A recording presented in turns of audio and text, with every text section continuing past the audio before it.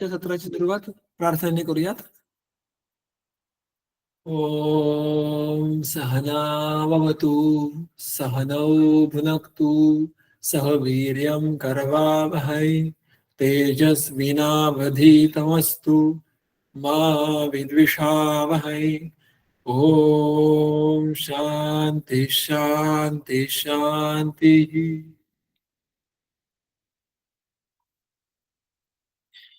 नेहमीप्रमाणेच आपल्या या अध्यायातल्या पहिल्या काही सूत्रांची आपण संख्या ऐकूयात आणि त्यानंतर आपलं सत्र सुरू करूयात. द्वादशोऽध्यायः अथातो दोषभेदीयाध्यायं व्याख्यास्यामः. अथातो दोषभेदीयाध्यायं व्याख्यास्यामः. इति स्माहुरात्रेयादयो महर्षयः. इति स्माहुरात्रेयादयो महर्षयः. पक्वाशयकटिसक्ति श्रोत्रास्थिस्पर्शनेन्द्रियम्.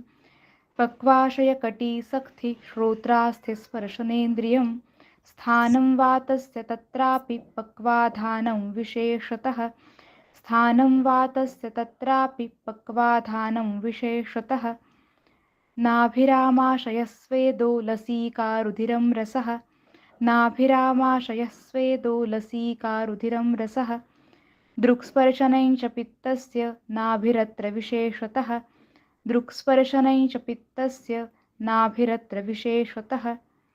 उरः कण्ठशिरःक्लोम परवाण्यामाशयो रसः. उरः कण्ठशिरःक्लोम परवाण्यामाशयो रसः. मेदोघ्राणं च जिह्वा च कफस्य सुतरामुरः. मेदोघ्राणं च जिह्वा च कफस्य सुतरामुरः. प्राणादिभेदात् पञ्चात्मा वायुः प्राणोऽत्र मूर्धकः. प्राणादिभेदात् पञ्चात्मा वायुः प्राणोऽत्र मूर्धकः. उरः कण्ठचरो बुद्धिरुदयेन्द्रियचित्तधृक्. उरः कण्ठचरो बुद्धिरुदयेन्द्रियचित्तधृक्. ष्ठीवनक्षवथूद्गार निःश्वासान्न प्रवेशकृत्. ष्ठीवनक्षवथूद्गार निःश्वासान्न प्रवेशकृत्. उरस्थानमुदानस्य नासानाभिकलांश्चरेत्. उरस्थानमुदानस्य नासानाभिकलांश्चरेत्. वाक्प्रवृत्तिप्रयत्नोर्जा बलवर्णस्मृतिक्रियः. वाक्प्रवृत्तिप्रयत्नोर्जा बलवर्णस्मृतिक्रियः. व्यानोरुधिस्थितः कृत्स्नदेहचारी महाजवः. व्यानोरुधिस्थितः कृत्स्नदेहचारी महाजवः. गत्यपक्षेपणोत्क्षेपनिमेषोन्मेषणातिकाः. गत्यपक्षेपणोत्क्षेपनिमेषोन्मेषणातिकाः. प्रायः सर्वः क्रियास्तस्मिन् प्रतिबद्धः शरीरिणां. प्रायः सर्वः क्रियास्तस्मिन् प्रतिबद्धः शरीरिणां.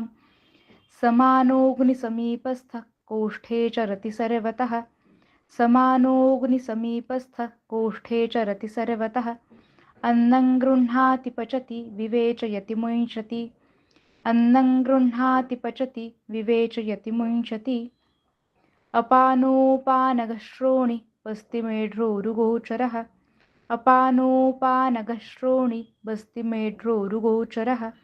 शुक्रार्तवशकृन्मूत्रगर्भनिष्क्रमणक्रियः. शुक्रार्तवशकृन्मूत्रगर्भनिष्क्रमणक्रियः.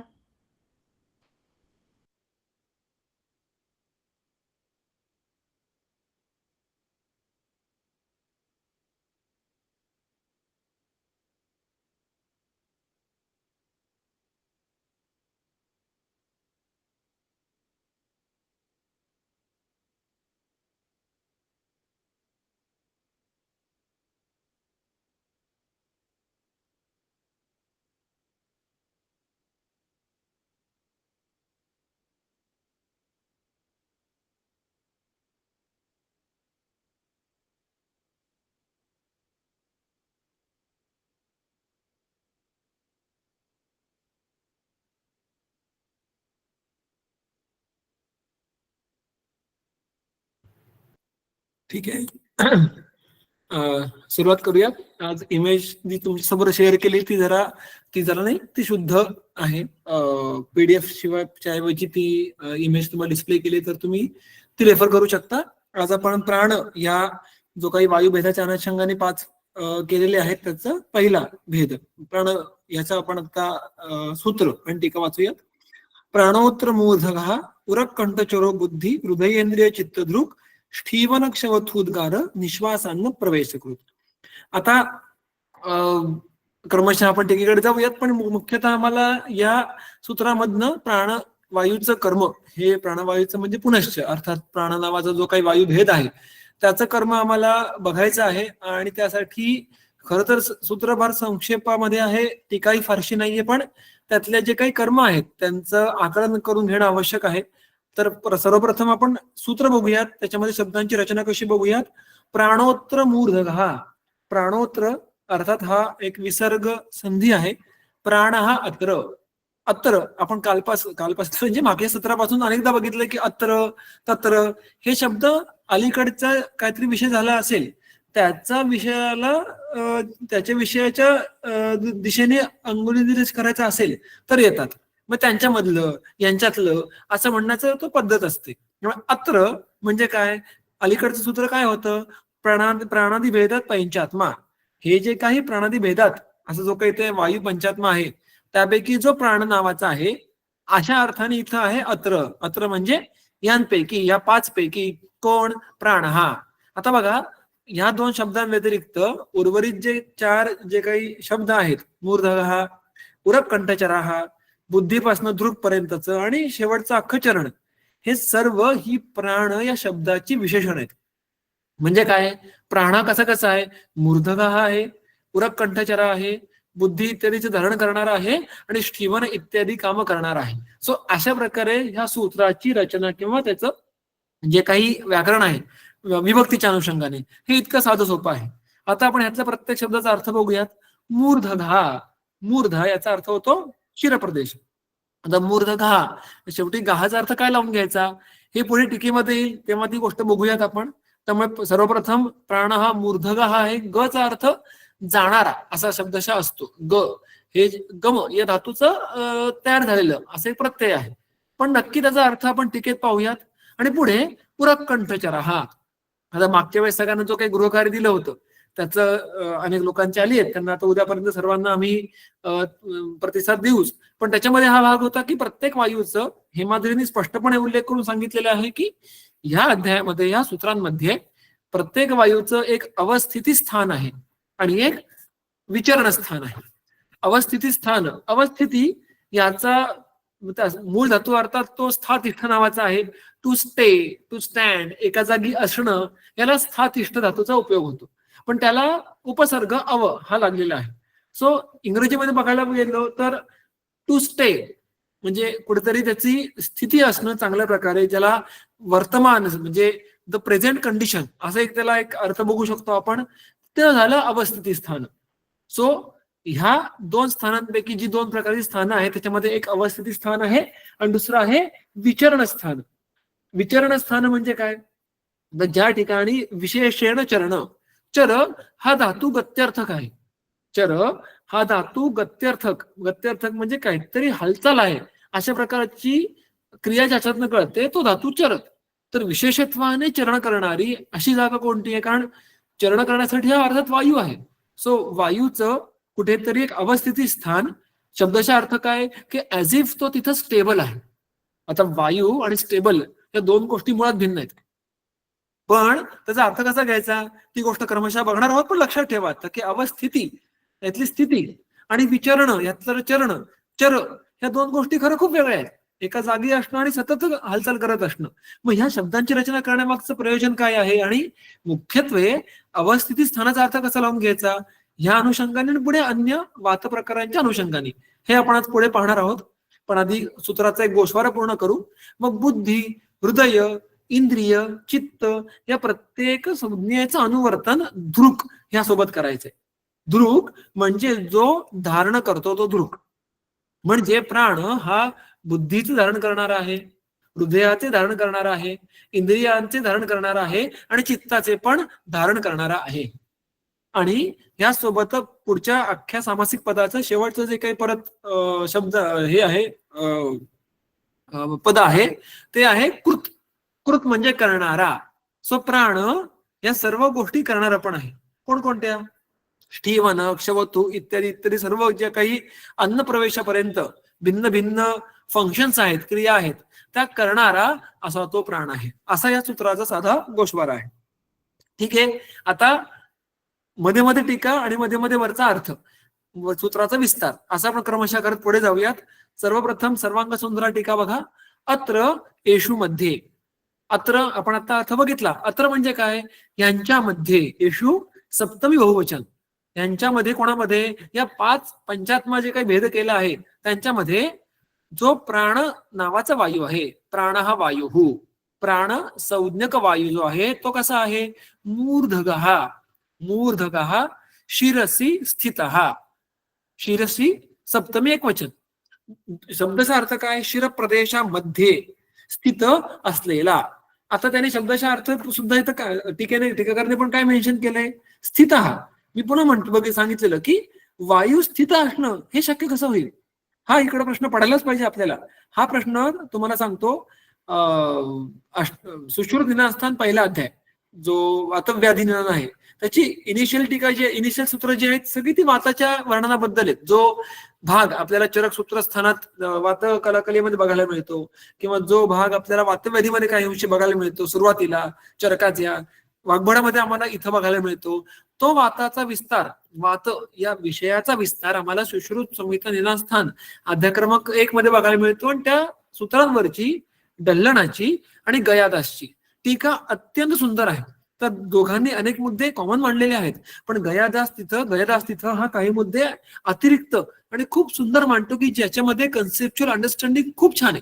वायू समजून घ्यायला ते अध्याय आणि ती टीका वाचणं हे अत्यंत आवश्यक आहे.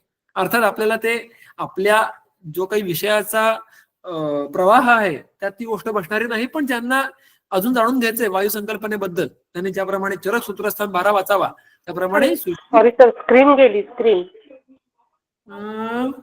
मला वाटतं विजिबल दिसते स्क्रीन, बाकीच्या नाही का विजिबल? दिसतेय सर. म्हणजे ती दिसते. बरं मॅडम, एकदा दिसते. लिव्ह होऊन परत जॉईन होतं का मॅम? कारण बाकी ठिकाणी दिसते. आता मी पण एका डिव्हाइस वर जॉईन झालं तर मला दिसतेय. कदाचित तुमच्याकडे लिव्ह होऊन परत जॉईन व्हा. ओके. हा सॉरी, सांगायचा मुद्दा होता की वाताचं जर अध्ययन करायचं असेल तर त्यासाठी सुश्रुत निनास्थान पहिला अध्याय सटीक हा निश्चित ज्यांना हा उत्सुक आहे त्यांनी वाचा. सांगायचा मुद्दा काय की त्या ठिकाणी एक खूप छान मुद्दा चर्चेला येतो जो आता मी तुम्हाला म्हटलं की बघायचा की शिरसी स्थित. आणि तिथं पण बघितलं तर इथं तुम्ही प्रत्येक वेळेस बघा की अवस्थिती स्थान हा शब्द तुमचा हेमाद्री वापरतो. तुम्ही पुढचं बघा, सूत्र तुमच्या डोळ्यासमोर आहे. उरस्थान उदानस्य. उरस्थानम, उर हे त्याचं स्थान आहे.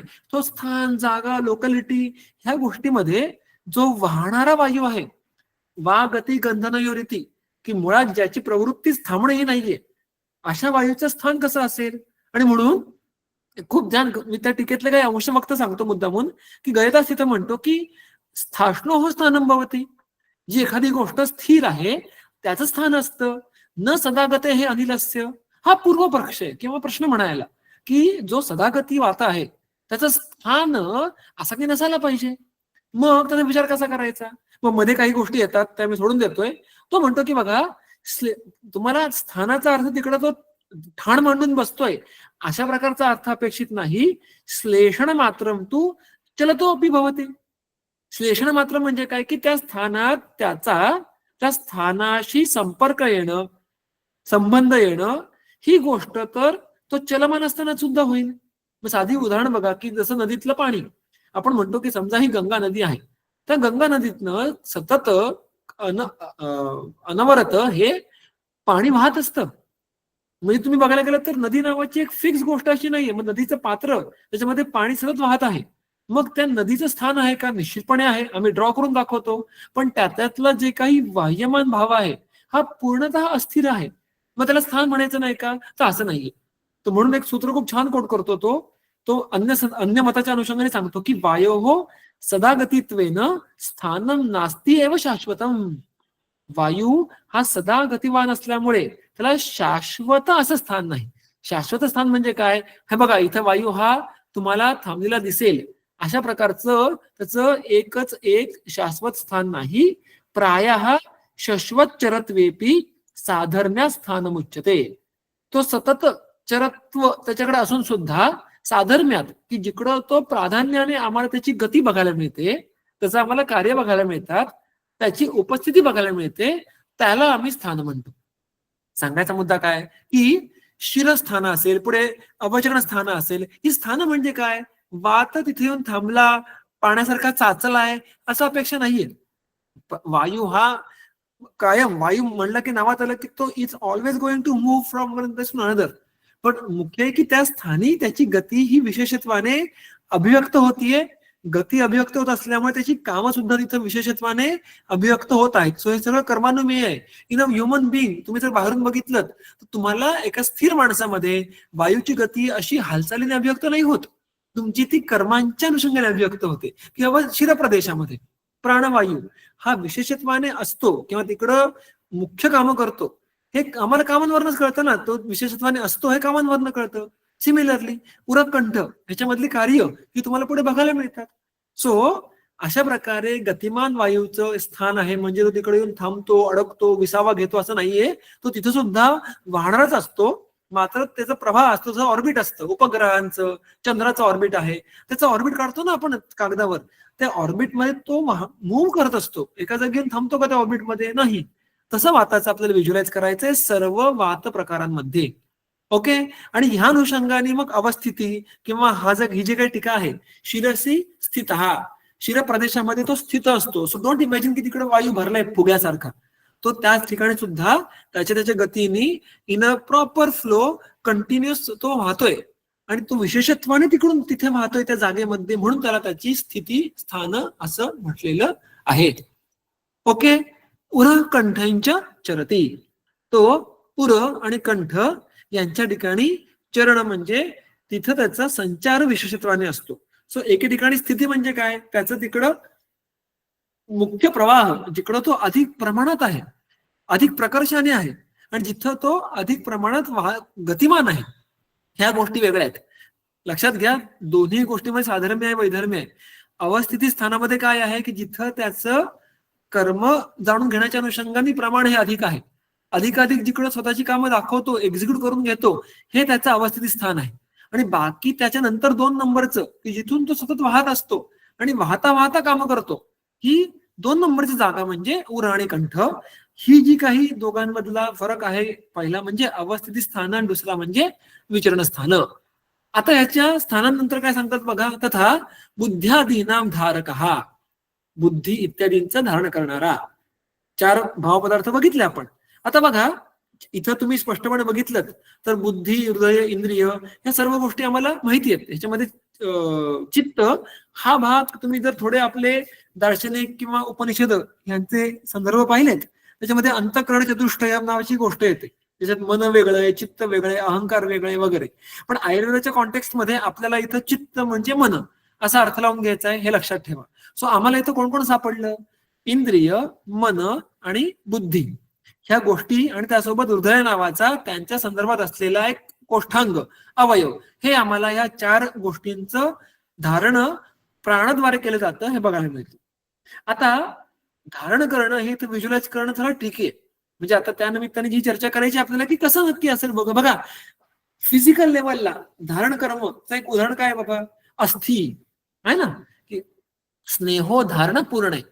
अस्थि कशा प्रकारे आपल्या शरीराचं धारण करतो, we all know that it provide the stability framework ज्याला म्हणतो आपण. म्हणजे तो आपल्या शरीर, जे मनुष्य शरीर किंवा कोणतंही एखादा जो काही जंगम जीव आहे ते चेष्टावान आहे, क्रियावान आहे. पण क्रियावान असून सुद्धा त्याला स्वतःचं स्ट्रक्चर हे सांभाळून ठेवत हालचाल करायची. म्हणजे मोबाईल तर पाहिजे, मोबाईल म्हणजे मोबिलिटी पाहिजे त्याला, पण त्यासोबत त्याच्या मोबिलिटीमध्ये त्याचं स्ट्रक्चर हे हार्म होता कामा नये. म्हणजे स्थैर्य पण पाहिजे आणि गती पण पाहिजे. यातल्या स्थैर्याचा भाग हा आम्हाला अस्थि देतो, आणि म्हणून अस्थि स्वतः कठीण, स्निग्ध अशा प्रकारचा असतो. पण काय त्या प्रकारचं धारण कर्म म्हणजे त्या प्रकारचं म्हणजे की असं स्टॅबिलिटी देणं किंवा स्थिर ठेवणं, असंच काम हे या ठिकाणी प्राणाद्वारे अपेक्षित आहे का धारण कर्माचं. तर ती गोष्ट बघायची आपल्याला की प्रत्येक जो भावपदार्थ आहे या सूत्रातला त्याचं धारण करतोय म्हणजे काय करत असावं, हे आपल्याला याचं थोडंसं लाऊड थिंकिंग करायचंय. मी लाऊड थिंकिंग का म्हणतो, कारण हा अर्थ आम्हाला टीकेत स्पष्टपणे दिलेला नाहीये. त्यामुळे आम्हाला अन्य संदर्भ, अन्य विचार गोळा करून काहीतरी त्याच्यामधनं अर्थ काढणं हे या निमित्ताने करायला लागणार आहे आम्हाला, म्हणजे मला. आणि म्हणून मग ही गोष्ट मी तुम्हाला लाऊड थिंकिंग त्या अनुषंगाने मांडू इच्छितो. बघा, आता ह्याच्यामध्ये अर्थ लावून घेताना मी मुद्दाम थोडा क्रम बदलतो. इंद्रिय का बरं, मी आता मुख्यतः ज्ञान ग्रहण प्रक्रियेमध्ये जे काही इन्व्हॉल्व मंडळी आहेत त्या मंडळींना पहिल्यांदा घेतो. इंद्रियचं जे काही काम आहे त्याचा अर्थ की स्वतःच्या इंद्रियार्थांचं ग्रहण करणं, हा त्याचा मुख्यतः कर्म आहे. तसं असेल तर तिथं या इंद्रियाचं स्थान हे शिरप्रदेश आहे, आपण सगळं जाणतो. त्यांच्या तर्पणासाठी तर्पक कफ असतो हे माहिती आहे आपल्याला. मग नक्की प्राणाचं इंद्रियांच्या प्रती काम काय असेल, तर तुम्हाला थोडंसं जर ह्याच्यात बघायला गेला वातकलाकलीय, त्याच्यामध्ये याची उत्तरपणा पण मिळतात.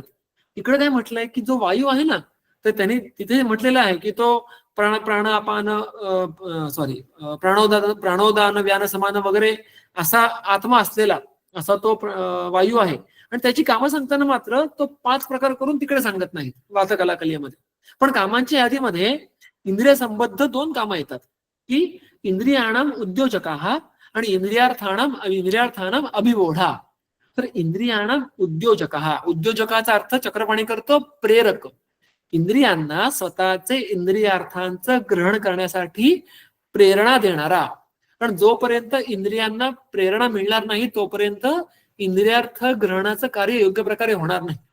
त्यामुळे हे जे कार्य आहे की स्वतःच्या इंद्रियार्थांना ग्रहण करण्यासाठी त्यांना उद्युक्त करून सक्षम ठेवणं, हे काम त्या इंद्रिय धारणाचं असावं प्राणाच्या अनुषंगाने, असं आपण म्हणू शकतो. कारण बघा, इंद्रिय ही चल नाहीयेत. इंद्रिय ही स्वस्थानापासून हलून कुठेतरी त्या इंद्रियार्थाच्या सोर्स पाशी जातात आणि स्वतः इंद्रियार्थ कॅरी करतात असं अजिबात नाहीये. इंद्रिय ही शिर प्रदेशी निश्चल आहेत. ती तर्पक कफाद्वारे तर्पण होत असतं आणि त्यांचं तिकडं as if they are receptors. आणि मग रिसेप्टर ते कसं रिसिव्ह करतात, ते इंद्रियार्थांचं. त्या इंद्रियार्थाचं आपल्या शरीराला जिथं त्या इंद्रियार्थाचा संपर्क झालाय, स्पर्श झालाय, नाक असेल, कान असेल, हात असेल, तिथून त्या इंद्रियार्थाचं शिरप्रदेशापर्यंत वहन करण्याचं काम स्पर्शेंद्रियाद्वारे वायू करतो. हे झालं इंद्रियार्थानाम अभिवोढा. अशा प्रकारे सगळं इंद्रियार्थ ग्रहणाचं जे काही आपले पंच गुण आहेत, शब्द स्पर्श रूप रस गंध, त्यांचं ग्रहणाचं काम, परसेप्शनचं काम अशा प्रकारे होतं. आणि इथं त्या इंद्रियाला उद्युक्त करणं हे काम इथं प्राणवायू करतो असं म्हणायला पाहिजे. दुसरा भाग आला चित्त. चित्त म्हणजे काय, तर स्पष्टचा अर्थ इथं मन. आता मनाचं पण काम तुम्ही वातकलाकलेमध्ये बघितलं तर तिकडे स्पष्टपणे सांगतो की नियंता प्रणेताच्या मनसहा. वायू हा मनाचा नियंता आहे, नियमन करणारा. आणि प्रणेता प्रकर्षेण नेता म्हणजे काय, निनय धातूचा अर्थ होतो नेणे. सो नियंता म्हणजे त्याच्यावर जणू काही नियमन करणारा, त्याचं रेग्युलेशन करणारा, त्याच्यावर कंट्रोल असणारा. कंट्रोल किंवा रेग्युलेशन कोणाचं करायला लागतं, ज्याला गती असते त्याचं करायला लागतं. आणि त्याचा बरोबर उलटा अर्थ आहे प्रणयता, प्रकर्षण नेणं, कुठेतरी घेऊन जाणारा. बघा, शिरक शारीरस्थान पहिल्या अध्यायामध्ये खूप छान सूत्र आहे की मन हे मुळात जड आहे, ते निश्चित नाही. त्यामुळे आत्म्यासोबत मन असेल तर त्याच्या प्रकाशामध्ये झळक निघतं आणि मग ते कर्मुक होतं. पण आत्मा स्वतः हा कोणत्याही अशी प्रकारची कामं करणार नाहीये. तर आत्म्याच्या उपस्थितीमध्ये वायूद्वारे ही मनाची कामं घडून घेतली जातात. आणि म्हणून तो वायू काय करतो, तो मनाचं नियमनही करतो आणि त्याचं योग्य ठिकाणी त्याला घेऊनही जातो. हे झालं त्याचं योग्य प्रकारचं काम. म्हणजे कसं, चक्रपाणी तिकडे म्हणतो की नियंता म्हणजे काय, की जे काही अनिश्चित विषय आहेत, ज्या विषयांचं आम्हाला ग्रहण करायचं नाहीये, मग ते मनाचे विषय असतील, चिंतन विचार मोह्य, किंवा इंद्रियार्थांचे विषय असतील.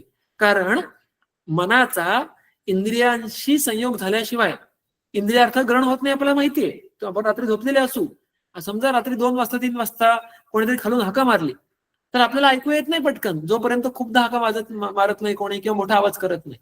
असं का बरं, कारण तेव्हा आपली इंद्रिय जणू काही निर्मनस्क असतात. आपलं मन आपल्या हृदयात असतं आणि आपली इंद्रिय आपल्या डोक्यामध्ये असतात. त्यामुळे मन ही इंद्रियाशी संपर्क नसल्यामुळे इंद्रिय विषय ग्रहणाला ही सक्षम नसतात. म्हणजे काय की मनाचं कार्य हे दोन प्रकारे होतं. एक तर स्वस्य जी काही इंद्रिय आहे, स्वस्य अर्थ आहेत त्यांच्या अनुषंगाने कार्य करणं, चिंतन विचारम इत्यादी, आणि दुसरं इंद्रियांसोबत संयुक्त होऊन त्यांना त्यांचे विषय ग्रहण करायला मदत करणं किंवा विषय ग्रहण करायला सक्षम करणं. आता मुद्दा असा आहे की नियमन म्हणजे काय की जे नकोसे विषय आहेत त्यांच्यापासनं प्रवृत्ती न होऊन देणं, त्यांच्या प्रती प्रवृत्ती न होऊन देणं, आणि जे हवेचे विषय आहेत तिथे प्रवृत्ती करवणं म्हणजे प्रणेता. सो ही प्रवृत्ती अप्रवृत्ती जी आहे, हे जे काही त्याचं कर्म आहे की योग्य ठिकाणी प्रवृत्ती करणं, योग्य ठिकाणी न करणं, योग्य जाऊ देत, योग्य शब्द पुढचा आहे की हवी तिथं आणि नको तिथं, ही मनाची प्रवृत्ती करवणं न करवणं, ह्या कामामागे प्राणवायूचं मोठं मोठं कॉन्ट्रीब्युशन आहे, आणि तो त्या अनुषंगाने धारण करणार आहे. धारण म्हणजे काय, मनाचं हे कार्य नीटसं व्हावं, योग्य प्रमाणे व्हावं, त्यासाठी मेंटेन करणारा, त्याची गती मेंटेन करणारा, मॉनिटर करणारा अशा प्रकारचा तो वायू आहे जो चित्तध्रुक आहे. आता पुढचा मुद्दा बुद्धी. टेक्निकली बघायला गेलं तर बुद्धी हा गुणविशेष आहे, बुद्धी हे द्रव्य नाहीये. आणि बुद्धी गुण कसा सांगितलाय, संयोगजा. तुम्ही पुन्हा चरक शारीस्थान पहिल्यांदा बघितलात, त्यांनी खूप छान उदाहरण दिले. दोन तिकडे उदाहरणं येतात की बुद्धी होते कशी तयार. ते एक उदाहरण देतात की आपली जी आपण हाताची टिचकी वाजवतो, चुटकी, काय करतो तेव्हा आपण की आपली दोन बोट आणि आपला जो तळवा असतो त्यांचा क्षणभरात काहीतरी एकमेकांमध्ये पीडन होतं, ते एकमेकांमध्ये आपटतात आणि आवाज येतो अशा प्रकारे. किंवा वीणा वाजवताना बोट, त्याच्यावरची नखी, तार हे एका वेळेस छेडलं जातं आणि त्यातनं स्वर निघतो. अशा प्रकारे क्षणात्मिका अशा प्रकारच्या बुद्धीची उत्पत्ती होते असं स्पष्टपणे सांगितलेलं आहे चरकाने. म्हणजे काय की बुद्धी ही संयोगाने उत्पन्न होते. मग ती इंद्रिय बुद्धी असेल, म्हणजे मी समजा आता एखादी गोष्ट कोणीतरी आता ऐकते, मी शिकवलेलं, आता त्याच्या शिरप्रदेशामध्ये मन हा जो काही शब्द नावाचा इंद्रिय अर्थ आणि जो काही तिकडे इंद्रिय आहे, जो शब्द इंद्रियाचं ग्रहण करतोय, हे तिन्ही मंडळी एकत्र आले की ज्या संयोगजन्य ज्ञानाची उत्पत्ती होतीये त्याला म्हणणार मी माझी श्रोत्र बुद्धी.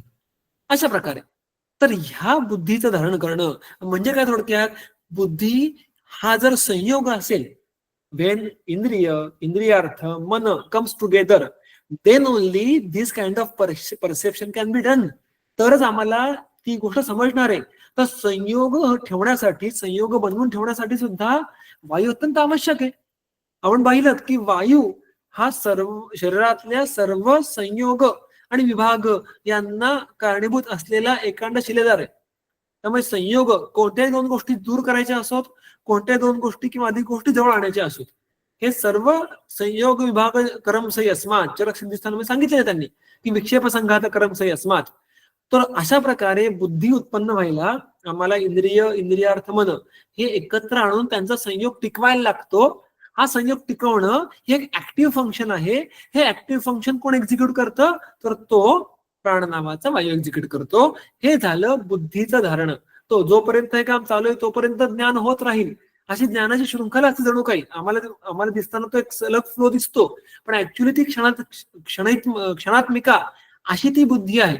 ती कंटिन्युअसली संयोग होत राहिला तर बुद्धी उत्पन्न होणार आहे. आणि ज्या क्षणी संयोगाचा विभाग होईल तेव्हा ती बुद्धी किंवा ते ज्ञान होणं थांबणार आहे.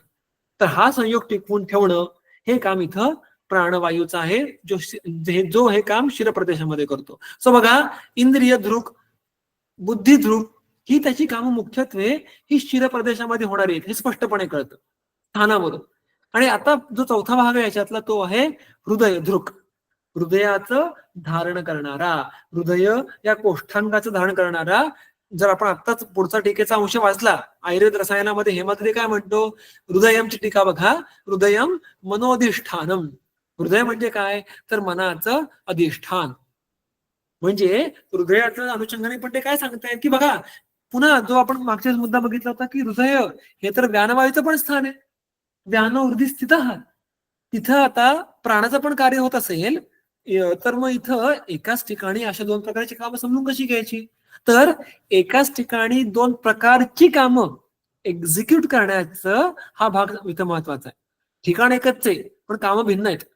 व्यान हा सर्व, पुढे आपण बघणार आहोत की सर्व क्रिया ज्या आहेत, आकुंचन, प्रसरण, उच्छेप वगैरे वगैरे, ज्या तुम्हाला तिकडं व्हिजिबली बघायला मिळतात, शारीरिक क्रिया, त्यांच्या मागे करता करविता हा व्यान आहे. पण इथं हृदय जे मनाचं अधिष्ठान म्हणून काम करतं, त्याचं धारण करणं, एक पाऊल पुढे जाऊन तुम्हाला सुश्रुत निनास्थान पहिल्या अध्यायामध्ये टीका जी मी तुम्हाला सांगितली, त्यात असा उल्लेख बघायला मिळतो की प्राण हा अन्य प्राणांचं अवलंबन करतो. जे काही द्वादश प्राण हे सुश्रुतामध्ये येतात, सत्वरजतम, सोम, अग्नी, वायू वगैरे वगैरे, तर हे जे काही प्राण आहेत की जे असतील तर आपण जिवंत, ज्यांचा नाश झाला किंवा जे बाहेर पडले तर आपला मृत्यू, त्या अन्य प्राणांचं धारण करणं हे काम सुद्धा हा प्राणवायू करतो. आणि ह्या सर्व प्राणांची मुख्य उपस्थिती हृदयामध्ये असते. सो तिथे जो शब्द येतो की प्राणावलंबन, आणि टीकेत असं म्हटलेलं आहे की तो हृदयाचं अवलंबन करून, अवलंबनचा एक अर्थ होतो धारण, सो हृदयाचं अवलंबन करून प्राण हा उर्वरित प्राणांचं अवलंबन करतो. आणि म्हणून मृत्यू समय काय होतं, असं पण एक खूप छान टीका ही त्याच अध्यायामध्ये आहे. इथे टीकेत म्हणतात की मृत्यू समय असं होतं जसं एखादा घोडा एखाद्या खिळ्याला बांधलेला आहे, तर घोडा उधळला तर तो खिळा उखडून तो पळत सुटतो आणि त्याच्या मागे तो खिळा फरफडत येतो. त्याप्रमाणे मृत्यूसमयी हा प्राण नावाचा जो विशेष वायू आहे तो अन्य वायूंना घेऊन शरीराच्या बाहेर पडतो. आणि म्हणून तसं बघायला गेलं तर ह्या पाचही जे काही पंचात्म वायू आहे ना, त्यातल्या ह्याच प्रकार विशेषाला त्यांनी प्राण असं संबोधलं आहे. प्राण संबोधण्यामागचं प्रयोजन एक मुख्य आहे की प्रकर्षाने त्याचं ज्या ठिकाणी त्याचं कार्य अपेक्षित आहे, वायूमध्ये पण ज्याचा प्रकर्ष आहे, तुम्ही बघितलं तर वातव्याधीमध्ये चरकामध्ये त्यांनी सांगितलेलं आहे की प्राणा चतुर्भ्या अपि रक्षा, अन्योन्य आवडामध्ये 5 वायू प्रकारांपैकी जर कोणाला जपायचं असेल तर तो प्राण आहे, विशेषत्वाने प्राण आहे. सो दॅट अंडरलाइन्स द व्हायटॅलिटी ऑफ प्राण नामक वायू. म्हणून हा प्रधानतम, कारण ह्याच्यावर जीवित अवलंबून आहे हे स्पष्टपणे कळतं. आणि म्हणूनच बघा, जे काही स्रोतस आहेत ना, त्याच्यामध्ये अन्नवाह आहे, उदकवाह आहे. आपण तोंडाने अन्न घेतो, पाणी पितो, तसं नाकाद्वारे श्वास घेतो. तर अन्नवाहामध्ये अन्नाचं परिणाम होतं, उदकवाहामध्ये उदकाचं परिणाम होतं. मग तसं बघायला गेलं तर प्राणवाह स्रोतास आला, वायुवाह म्हणायला पाहिजे होतं, कारण त्याच्यामध्ये वायू नावाच्या तत्वाचं वहन होतं, पण नाही, त्याला त्यांनी इथं प्राणवह म्हटलेलं आहे. आणि तिथं पुन्हा चक्रपाणी म्हणतो प्राण संज्ञक वायू. तर ह्याच हा जो प्राण आहे, ह्याच प्राणाचं मुख्यतः जे बाह्य वायूद्वारे तर्पण होतं हे त्या प्राणवह स्रोतसाद्वारे होत असल्यामुळे त्यालाही प्राणवह स्रोतच म्हटलेला आहे. कारण तो विशेषतः या प्राणाच्या द्वारे सगळी परिणामांची क्रिया घडून आणतो. आणि म्हणून त्या प्राणवहाचं मूलस्थान काय आहे, हृदय मूलम महास्रोतश्च. आणि त्या हृदयाचं आणि इथं तुमच्या डोळ्यासमोर जे काही हृदय दिसतंय त्यांचं कारण, ह्या गोष्टी तुम्हाला आता त्याची लिंक लागत जाईल की तो मूलस्थान पण आहे ह्याच वहाचं, आणि त्याचंच धारण हा प्राणाद्वारे होत असतो. म्हणजे बघा, ही पुढे एक खूप छान संकल्पना या निमित्ताने मांडू इच्छितो की पुढच्या सूत्रामध्ये आलं, ओळीमध्ये आलं की निश्वास. आणि तुम्ही अष्टांग संग्रहाचा अभ्यास केला तर निश्वास आणि उच्छ्वास, म्हणजे बेसिकली श्वास घेणं, श्वास सोडणं, श्वसन प्रक्रिया, रेस्पिरेशन, ब्रिदिंग, ही घडवून कोण आणतं, प्राणवायू. म्हणजे प्राण स्वतः बाहेर पडत नाही, लक्षात घ्या. प्राण हा श्वास बाहेर काढतो आणि श्वास आत घेतो. आत घेतला जाणारा आणि बाहेर सोडला जाणारा असा अपडाऊन करणारा श्वास म्हणजे हा आपला पंचात्म वायू नाही. पंचात्म वायू हा शरीराच्या आतच असतो, तो मृत्यू समयीच बाहेर पडतो, किंवा तो बाहेर पडला तर मृत्यू होते. तो आपल्या कोष्ठांगांना श्वास घ्यायला लावतो, श्वास सोडायला लावतो. जसं वायर मधली इलेक्ट्रिसिटी ही पंखा फिरवते, त्याप्रमाणे ह्या प्रकारे इथं हा प्राण नावाचा जो काही संज्ञक वायू आहे, हा श्वास बाह्यसृष्टीमधला श्वास जो काही आहे वायू, तो आत घ्यायला शरीराला लावतो आणि तो बाहेर त्याला सोडायला लावतो. आणि बघा, हे काम करतो हा प्राण. आणि त्या प्रक्रियेमध्ये इन द टर्न ह्या प्राणाचंच तर्पण होतं. आणि म्हणून बघा की आम्हाला जर ह्या प्राणाचं तर्पण, या प्राणसंज्ञक वायूचं तर्पण हे काही वेळ जरी नाही झालं तरी मृत्यू निश्चित आहे. खाल्लं पाहिलं नाही तर लगेच मृत्यू नाही येत, पण काही वेळ श्वास नाही घेतला तर मृत्यू काय येतो, because this prana relies on that. and this function of breathing is also is being done by prana. That is the beautiful what you can say correlation between this. So अशा प्रकारचा हा आपला प्राणसंज्ञक वायू आहे. ठीक आहे. आता पुढची उर्वरित करून बघा त्याची पुढच्या ओळीमधली. स्थीवन, क्षवथू, उद्गार, निश्वास, अन्न ही सर्व कर्म करणारा. स्थीवनाचा अर्थ काय दिला टीकेमध्ये बघा. तथा स्थीवनादि क्रिया. अरुण दत्त. तथा म्हणजे त्याच प्रकारे स्थीवन इत्यादी क्रिया करणारा. स्थीवनम म्हणजे काय. मुखस्रावोद्गार, हा तोंडामधले आलेला स्राव बाहेर टाकून देणं त्याला म्हणायचं स्थीवन म्हणजे थुंकणे. स्थीवनम इति. आता पुढे अरुण दत्त, मी मागे बोलताना म्हटलं होतं की तो मुळात भाषा तज्ञ होता, त्यामुळे त्यांनी कोश, व्याकरणाचे ग्रंथ असे लिहिले असल्यामुळे तो जागोजागी आम्हाला व्याकरणातले बारकावे आहेत, जे नियम आहेत हे शोधण स्पष्ट करतो. त्या ठिकाणी त्याची आवश्यकता आहे म्हणून. आता इथं तो नियम सांगतो, त्या नियमाबद्दल मला अधिक माहित नाही, मी व्याकरणाचा अभ्यास अजिबात नाहीये, पण तो काय सांगायचा प्रयत्न करतोय मी तुम्हाला सांगतो की स्थीव हा जो मूळ धातू आहे त्यातला स्थी हा ऱ्हस्व आहे, पहिल्या इकाराचा आहे. पण इथं शब्द तयार होताना स्थीवन ते स्थी दीर्घ झालंय. मग स्थीवनम हे रूप आलं कसं. ऱ्हस्वाचं दीर्घ काय झालं. त्यासाठी स्थीवनम इति. स्थीवे हे ल्युटी, त्याला ल्युटी नावाचा जो काही प्रत्यय लागलेला आहे त्यानुसार स्थीवी सिव्यो हो दीर्घश्च. स्थीव आणि सिव्य या दोन प्रकार, सिवी या स्थीवी सिवी या दोन प्रकारचे जे काही रूपांची मुलं आहेत त्यांना ल्युट नावाचा प्रत्यय लागला असताना त्यांचं दीर्घ होतो. हा त्याचा भाग इथं त्यांना सांगायचा आहे. इति पुरुषोदरादी पाठात दीर्घ. त्यांनी व्याकरणातला इथं एक विशिष्ट नियम पाठ कोट केलाय. सो आता ह्यातले बारकावे सांगू शकणार नाही. सांगायचा मुद्दा असा की स्थीवनातला स्थी दीर्घ कसा झाला हा सांगण्याचा नियम अरुण दत्त आपल्याला इथं सांगतो. ठीक आहे. आता बघा स्थीवन हे काम पण कसं आहे. आता तुम्ही क्रमशः बघितलं, आता आपण अगदी एक सुपरफिशियली बघूयात. स्थीवन म्हणजे काय. तोंडातनं बाहेर थुंकणे. क्षवथू म्हणजे काय. नाकातनं बाहेर शिंक येणे. उद्गार म्हणजे काय. पोटातनं तोंडावाटे बाहेर ढेकर येणं. आता हे सगळे आम्हाला प्रायमफेसी काय दिसत आहेत की आतून बाहेर हा वायूचा प्रवाह जातोय. वायूचा प्रवाह जातोय म्हणणं चुकीचा शब्द आहे. वायू एखाद्या भावाला शरीराच्या आतून मुखाद्वारे किंवा नासाद्वारे बाहेर काढतोय. स्थीवन आहे, क्षवथू आहे, उद्गार आहे. पण इमिजिएटली येतं निश्वास. निश्वास लिटरलचा अर्थ काय. श्वास आत घेणं. आणि अन्न प्रवेशात शब्दशास्त्र कळलं काय. अन्न गिळणं, अभ्यवरण, स्वॉलो हे काम. म्हणजे 3 कामं ही बाहेर टाकण्याची आहेत, 2 कामं ही आत घेण्याची आहेत. असं बघितलं तर याची गती कशी आहे बघा. दॅट इज द ब्युटी की स्थीवन जर एखादी गोष्ट थुंकायची असेल तुम्हाला पहिलं श्वास किंवा आवंड गिळायला लागतो थुंकण्यासाठी. शिंका येताना आपण डायरेक्ट शिंकू शकत नाही, त्याच्या आधी आ करतो तेव्हा काहीतरी त्या वायूची अभ्यंतर गती होते. उद्गार सुद्धा ढेकर देताना पण बघा आमचं पहिल्यांदा मुखाद्वारे श्वास घेतला जातो मग बाहेर सोडला जातो. सांगायचा मुद्दा काय की मगाशी म्हटल्याप्रमाणे की श्वास आत घेणं बाहेर सोडणं, अन्न गिळताना पहिले श्वास घ्यायला लागणं. सो मुख्यतः ज्या प्रक्रियांना आम्हाला वायूची उभयगती आवश्यक आहे, आत बाहेर आत बाहेर, श्वास घेऊन श्वास सोडायला लागणं, श्वास घेऊन शिंका द्यायला लागणं, अशा प्रकारची अप अँड डाऊन वाली जी काही कामं आहेत जी प्रायः मुखाद्वारे नासाद्वारे अभिव्यक्त होतात ती कामं ही प्राणाची आहे. हा त्या सगळ्यांमधला एक सामान्य भाग समजून घ्यायचा. तो स्थीवन म्हणजे फक्त तोंडातनं बाहेर पडतंय इतकीच गोष्ट नका समजून घेऊ. एक गोष्ट थुंकण्यासाठी हा आम्हाला पूर्वी काय करायला लागतं, इथपासनं काम हे प्राणाचं आहे. आणि बरेचदा शिरोमर्माघाताचे काही रुग्ण बघायला मिळतात. मी असे काही रुग्ण पाहिले आहेत की त्यांना या प्राणाच्या विकृतीमुळे, आपण तर अनेकदा बघितलंय, अन्न गिळता येत नाही. ही विकृती बघायला मिळते की नाही, बघायला मिळते. अर्थात त्यामध्ये अनेक संप्राप्त्या असू शकतात, विबंध आहे, अवरोध आहे वगैरे वगैरे. पण शिरप्रदेशी जेव्हा किंवा शिरमर्माघात असतो, आयदर वाताधिकोपेनं किंवा बाह्य आघातेनं, तेव्हा आम्हाला प्राणविकृतीमुळे कधी कधी अन्न गिळता येत नाही. आम्हाला असं पेशंटमध्ये बघायला मिळतं. पेशंटमध्ये असं बघितलं की त्याला लाळ थुंकता येत नाही. कारण ही कामं करवून घेणं हे प्राण करत असतो.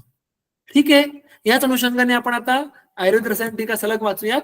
प्राणस्य स्थान कर्माणी आह, जे आपण पाहिलं होतं बघा हेमाद्रीच्या अनुषंगाने इथपासनं पुढचे जे काही 15 प्रकार आहेत ते काय आहेत विशेष स्थान आणि विशेष कर्म यांचा ब्लेंड आहे. सो ह्या सूत्रामध्ये आम्हाला वायूची, प्राणाची नाही बरं, वायूचा कॉन्टॅक्ट लक्षात ठेवा, त्या वायूची विशिष्ट स्थानं सांगतायत आणि ती वायूची विशिष्ट स्थानं ही कर्म बेस्ड सांगत आहेत आणि त्या अनुषंगाने मग त्याला नाव दिलंय.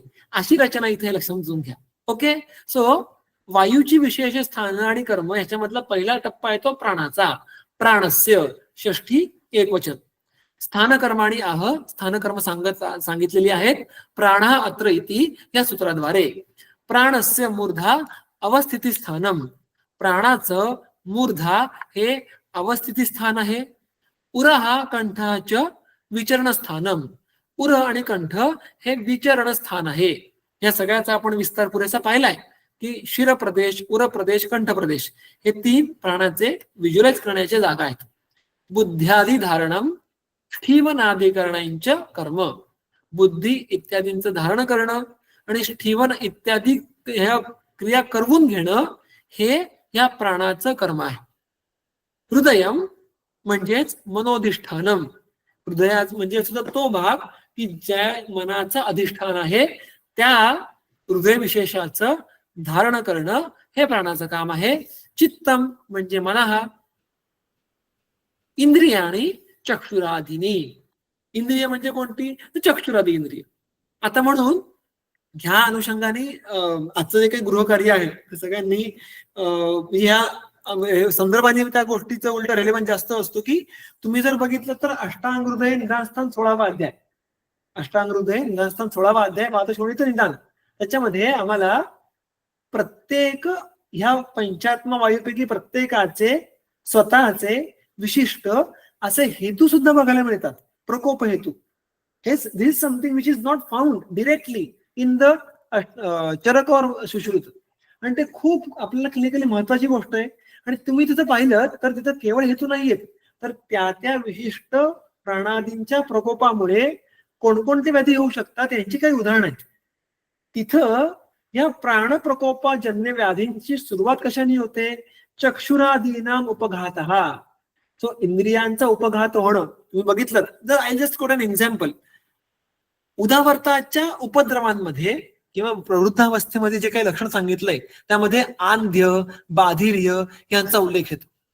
आता तिथं आंध्य, बाधिर्य हे काही साक्षात ज्याला आपण डोळे म्हणतो त्या डोळ्यांवर आघात होऊन दृष्टी जाणं असं अपेक्षित नाही, तर तो अत्यंत बलवान विलोम आणि आवृत अशा प्रकारचा जो काही वायू आहे हा जर शिरस्थ प्रदेशी गेला आणि तिथे त्यांनी प्रकोपाने तत्रस्थ या इंद्रियांचा उपघात केला तर त्या इंद्रियांचं हे जे काय काम आहे ना, इंद्रिय ग्रहण करणं, इंद्रियाचं ग्रहण करणं ते होणार नाही. आता हे कधी होईल, जेव्हा तत्रस्थ वाताचा प्रकोप होईल तेव्हा अन्य कारणांमुळे सुद्धा असेल, परतंत्र का असेल, मग ते कोणता वायू येतो, तो प्राण आहे. सो बघा, just like story of any दोष, हा दोष साम्यावस्थेमध्ये जी कामं करतो तोच जर प्रकोपित झाला तर ही सर्व कार्य बिघडू शकतात. मग मनाचं धारण, इंद्रियांचं धारण, बुद्धी, निश्वास बघतो ना आपण, श्वासात घ्यायला त्रास होतोय वगैरे वगैरे. Now you apply the logic to everything की हे प्रत्येक कर्म कधी बिघडेल, जर प्राणसंज्ञक वायूचा कोप झाला तर.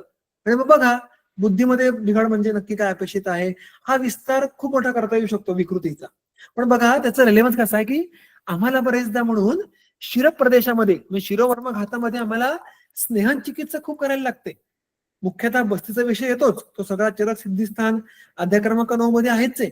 पण शिरस्नेहन, नस्य हे उपाय अत्यंत आवश्यक का ठरतात चिकित्सेमध्ये पण आणि स्वस्थवृत्तामध्ये पण, कारण या शिरप्रदेशातल्या प्राणाचं कार्य सम्यक व्हायचं असेल तर वातकलाकली अध्यात ज्याप्रमाणे सांगितलेले आहे की असज्ज चरण प्रशांती मापद्यते, वायू हा स्वतःची कामं शांतपणे कधी करतो, जेव्हा त्याचं आसमंत उर्वरित शरीर हे त्याच्या विपरीत गुणांचं असेल तेव्हा.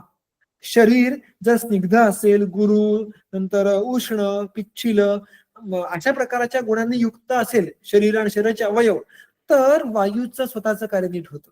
आणि म्हणून शिरप्रदेश हा स्वस्थ ठेवायचा असेल, शिरस्थ प्राणाचं कार्य नीट व्हायला हवं असेल तर त्यासाठी आम्हाला तत्रस्थ जे काही स्निग्धता आहे, औष्ण्य आहे, याचं मेंटेनन्स ठेवणं आवश्यक असतं. त्यासाठी शिरस्नेहनाचे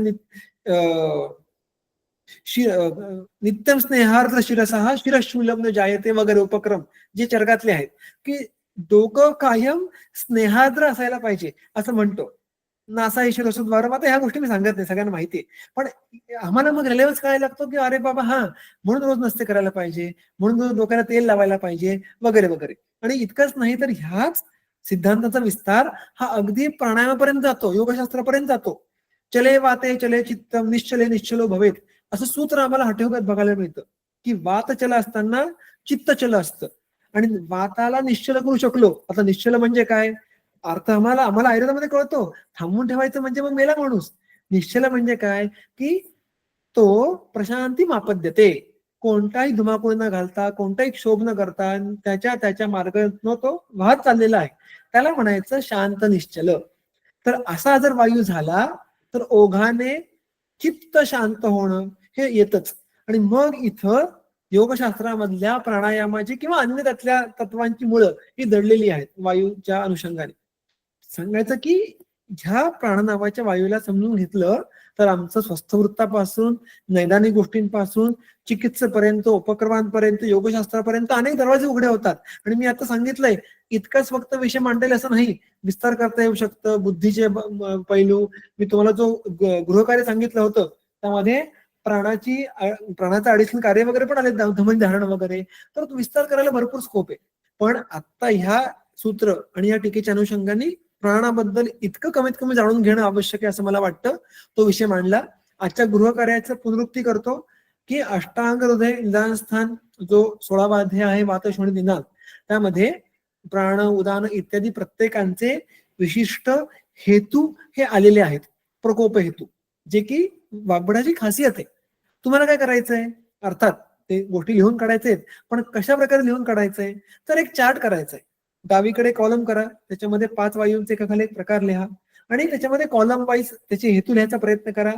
एक तर आहार संबद्ध हेतू, की प्रत्येक प्रकाराच्या हेतूमध्ये आहाराशी निगडीत, मग आहार पदार्थातला गुण असेल, आहार विधी सेवन असेल, आहार सेवन विधीचा विकृती असेल वगैरे.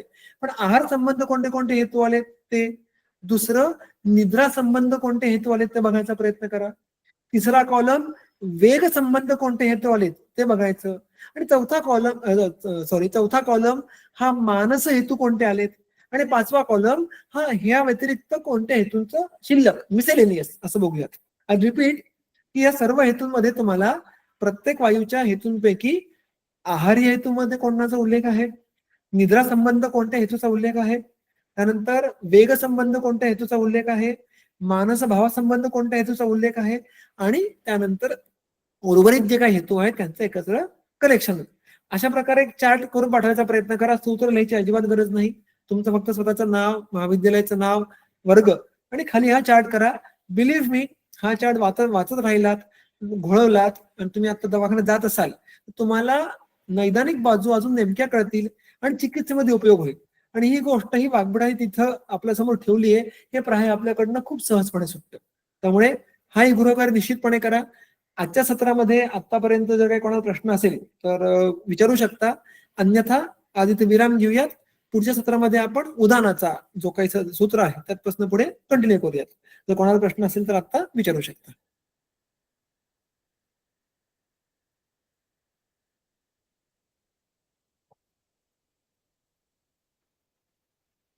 निदान 16वा अध्याय म्हणला ना? मला प्रश्न नाही कळला मॅडम, एकदा परत विचारता. निदान 16वे अध्याय. 16वा अध्याय, हो शेवटचा अध्याय. आता ते वाचोनीत अध्याय. हो त्याच्यामध्ये मी सूत्र क्रमांक सांगितलेला मुद्दाहून तुम्हाला शोधलं की सापडेल शेवटी शेवटी. मी तो अध्याय काढलेला तिथं. हो त्यात आहे, 100% आहे. ते फक्त जरा तुम्हाला पुढे पुढे जायला लागेल. ते वातशोणी संपल्यानंतर आहे त्या गोष्टी. ठीक आहे, तर पाहतो आपण. हा नाही पाहिजे तर मला विचारा पर्सनली, मी तुम्हाला 1 मिनिटात सांगेन, तो नाही विषय. पण शोधा जरा, सापडेल तुम्हाला. तुमचा प्रश्न असा होता ना सर की एक एक वायू त्याचे हेतू आहेत. आहार हो. विहार मानस असा प्रश्न आहे ना. हा, त्याचे ते हेतू एका श्लोकात सांगितलेले आहेत. त्यांचं क्लासिफिकेशन करून लिहायचं आहे की प्रत्येक वायू प्रकारामधला आहारी हेतू कोणते प्रकोपाचे, निद्रा संबंध हेतू कोणते, वेग संबंध हेतू कोणते, मानस भाव संबंध हेतू कोणते आणि उर्वरित सर्व हेतू, अशा 5 प्रकारे. ठीक आहे सर, पाहतो. ओके.